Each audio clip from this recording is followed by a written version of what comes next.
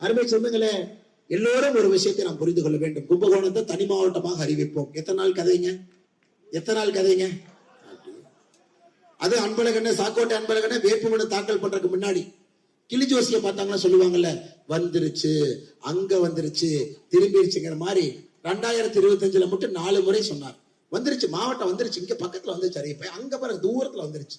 2025 டிசம்பர்ல வந்துகிட்டே இருக்கு. முதலமைச்சர் வாய் வரைக்கும் வந்துருச்சுன்னா வெளியே மட்டும்தான் வரணும். ஐயா 15 வருஷமா இருந்து உங்களால சாதிக்க முடியல. அதனால தயவு செய்து சாக்கோட்டை அன்பழகன் அவர்களே, இந்த முறை அண்ணன் MKR அசோக்குமார் அவர்கள் இங்கே வரட்டும், அண்ணன் எடப்பாடி அவர்கள் வரட்டும். கும்பகோணத்தை ஒரு மாவட்ட தலைநகரமாக நாம் கொண்டு வர போவது உறுதி உறுதி உறுதி.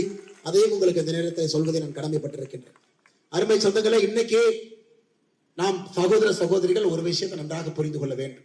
எதற்கு நம்முடைய வாக்கு திமுகவுக்கு காங்கிரசுக்கு எதிராக இருக்க வேண்டும் நினைச்சீங்கன்னா, ஒண்ணு சட்டம் ஒழுங்கு, பாலியல் வன்கொடுமை.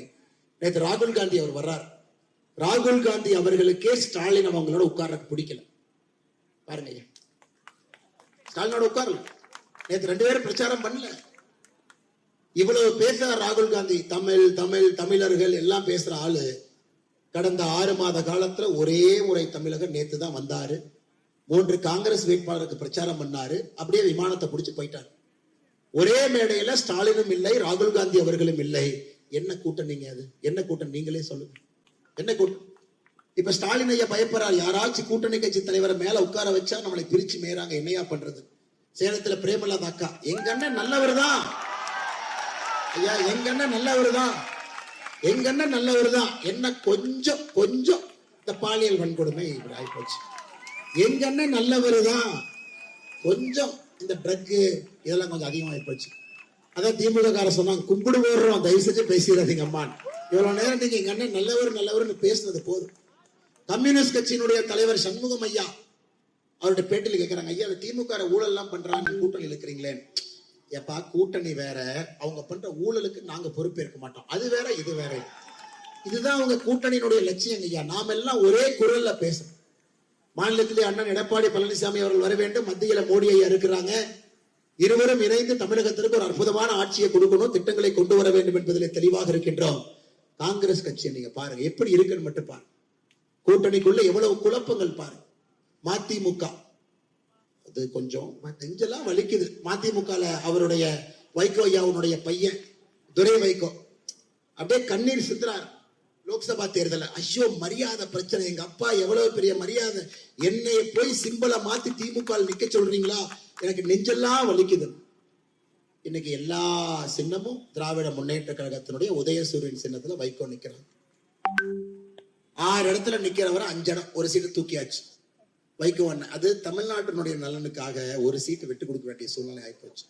கம்யூனிஸ்ட் கட்சி ஒரு சீட்டு போச்சு, இன்னொரு கம்யூனிஸ்ட் கட்சி ஒரு சீட்டு போச்சு. அருமை திருமாவளவன் ஏதாச்சும் அரசியல் தலைவர் எங்களுக்கு ஓட்டு போடாதீங்கன்னு பிரச்சாரம் பண்ணி கேட்டிருக்கீங்களா? புதுச்சேரியில நான் பிரச்சாரத்தில் இருக்கும் போது அண்ணன் திருமாவளவன் அவர்கள் வண்டியில போயிட்டு இருக்காரு, தயவு செஞ்சு இங்க பானை சின்னத்திற்கு ஓட்டு போடாதீங்க, பானை சின்னத்திற்கு ஓட்டு போடாதீங்க, ஓட்டு போடாதீங்க. என்னடா அது ஒரு கட்சி தலைவரே வந்து ஓட்டு போடாதீங்கன்னு கேட்கிறாருன்னா, அங்கே 3 பேர் நிற்க வேண்டிய புதுச்சேரியில் இந்த கூட்டணியில 6 பேர் போட்டி போடுறாங்க. 16 இடத்துல காங்கிரஸ் நிக்கணும், 22 இடத்துல காங்கிரஸ். ராஜ்பவன் தொகுதி உதாரணத்துக்கு புதுச்சேரியில இந்த கூட்டணி அங்க போட்டிடுறாங்க. நம்ம புதுச்சேரியினுடைய மாநில தலைவர் போட்டிடுறாரு. பிரச்சாரத்துக்கு போயிருந்தானே எதிர்கட்சி யாருன்னு நிக்கிறாங்கன்னு. அது என்ன கேட்கறீங்க? எதிர்கட்சி 3 பேர் நிக்கிறாங்கன்னு. என்ன 3 பேர் நிக்கிறாங்களான்னு? அவங்களுக்கு கூட தொகுதி பங்கீடு எட்டாத காரணத்தினால உதயசூரியன் நிக்குது, கையும் நிக்குது, பானையும் நிக்குதுன்னு. நான் எப்படிங்க ஓட்டு கேட்பேன்? அண்ணே உதயசூரனுக்கு எதிராக ஓட்டு போடுங்க, அண்ணே நீங்க பானைக்கு எதிராக ஓட்டு போடுங்க, அண்ணே நீங்க கைக்கு எதிராக ஓட்டு போடுங்க. ஒரு பாரதிய ஜனதா கட்சிக்கு எதிராக 3 சின்னம் இருக்குது. ஐயா, இதான் புதுச்சேரியில உங்களுடைய காமெடி. அதனால இந்த கூட்டணியை பொறுத்தவரை தமிழகத்துலதான் ஒற்றுமை இல்லைன்னு நினைக்காதீங்க, புதுச்சேரியிலும் ஒற்றுமை இல்லை. அதனாலேயே நமக்கு நேரடியாக 6 சீட்டு வேட்புமனு தாக்கல் பண்ண உடனே 6 சீட் நம்ம ஜெயிச்சிட்டோம். எதிர்கட்சிகள் 3 முனையாக நிற்கின்றாங்க. தமிழகத்தில் அதே தான் நடக்குது. அதனால அருமை சொந்தங்களே, இந்த கூட்டணி செயல்படாத பொருந்தாத ஒரு கூட்டணி. வேற வழி இல்லாம காலையில முதலமைச்சர் வீட்டுல இருந்து கிளம்பும்போது அந்த பொம்மை கீ கொடுத்துட்டுருவாங்க. அது 6 மணிக்கு கீ கொடுத்தாங்கன்னா ஐயா, அந்த பொம்மை 9 மணி வரைக்கும் வேலை செய்யும்.